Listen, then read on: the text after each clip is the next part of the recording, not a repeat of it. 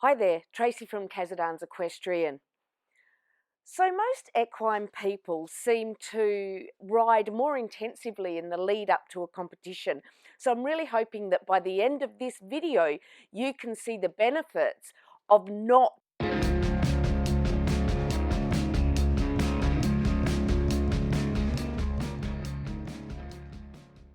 So today we're going to talk about tapering off, meaning slowing down of training and reducing the amount of training that you do prior to a competition.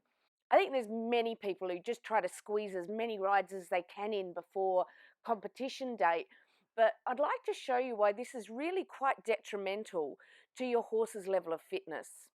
In human athletes, it's actually been shown that lowering the level of training for the 2 weeks leading up to competition actually increases their performance.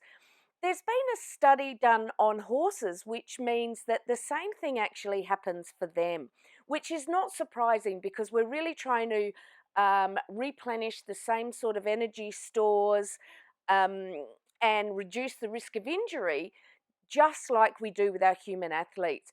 In fact, in some standardbreds, they showed that the horses who were tapered off 2 weeks prior to competition actually ran faster races and faster times than those who did not. It is more common, especially for us amateur riders, to put more rides in and ride more intensively leading up to competition. I guess at the beginning of this video, so that we can help work out how much tapering or what to do by the end of the video, stop here and have a little think about why is it that you ride so much more prior to the competition. Is it maybe your horse's behaviour? Is it your level of anxiety? Is it to be able to keep the skill level up or quickly put new skills in? The reality is, if your horse is not fit enough for the competition within 2 weeks, then it's not fit enough or it's not skilled enough to participate in that competition. The last 2 weeks is not going to give you enough time to drastically increase any skill set or fitness level. So we all should be aiming to be competition ready at least 2 weeks prior to the competition so that we can then focus on the most important things, which is making your horse as good as possible on competition day and the least likely to do an injury to itself under competition intensity.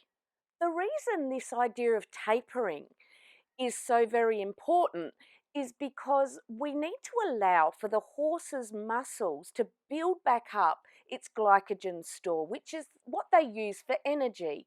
Now, we would like this to be maximum prior to going into a competition. They get deleted quite easily and quickly during fast and hard rides. So we need to allow for the replenishment of these energy stores prior, because you really want your horse to go into that day at maximum capacity. The other really important reason to taper this off is that every single time we train, and as I've discussed in the other fitness videos, when we increase and we train to increase a level of fitness, we will, by definition, be doing some minor muscle damage. If we're doing muscle damage, because we do need to stress the horse slightly to increase the fitness.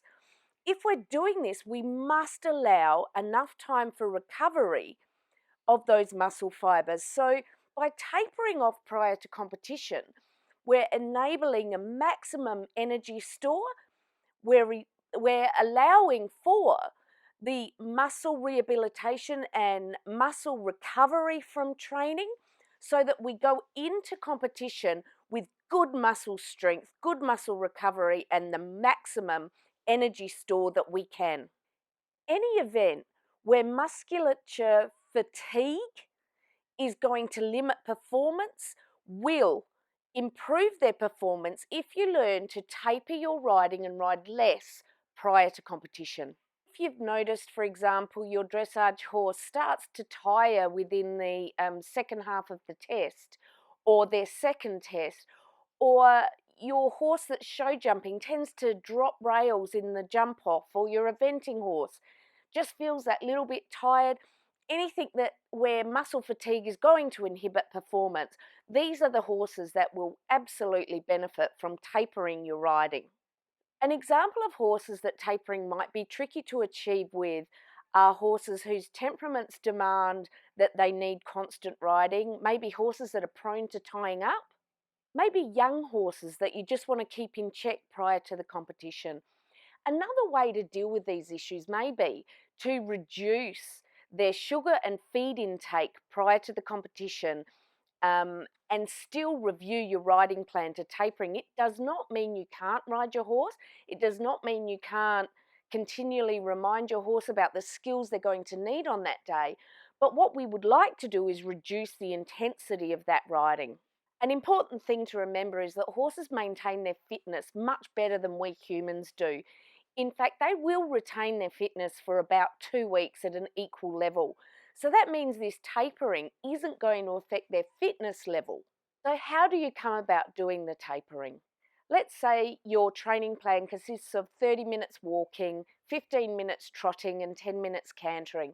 And that is the level of fitness you require your horse to be at. So 2 weeks prior, that is where your training level is at. Ideally, what you would do is over the course of, your 7 to 10 days at least, you would reduce the amount of intensity but can maintain the riding. So you may reduce the intensity by riding 1 day less a week, but even when you do ride, the intensity needs to reduce. So you might go from 30 minutes walk to a 15-minute walk. You may end up with, instead of a 20 minutes or 15 minutes of trot, 5 minutes of trot. Instead of 10 minutes of cantering, 2 minutes of cantering. So you get the idea. You want to slowly taper that down and allow enough recovery in between, again, to maximize those energy stores and also maximize muscle recovery to reduce the risk of injury on competition day and to reduce the onset of fatigue. Maybe if you're involved in a sport that requires jumping efforts and you tend to put your horse over 5 rounds of jumping in your normal training, which consists of about 20 to 25 jump efforts, slowly over time you want to reduce that to hopefully even a few days prior to the competition, no jumping at all. Okay, so week 1, we looked at our own horse's strengths and weaknesses. If one of your weaknesses was they fatigue easy or they become hard to manage on competition day, they're some of the unique things. This idea of tapering or food reduction prior to your competition may well help you. This is one of those little things that is not as well known about in amateur riders as it is in some of our more professional riders who get expert help from exercise physiologists.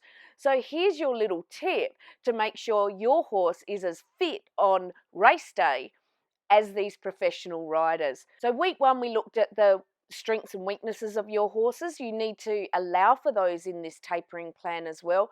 The next week, we looked at what we need to do and how we need to put the fitness plan together, how to increase. Now, I'm hoping that you've taken all that on board. Your horse is at prime fitness and skill level, 2 weeks to the competition. Now let's fill out that last 2 weeks of your training plan. Taper it down. Good luck. I hope you take this bit of information and notice a huge difference in your horse's performance on competition day.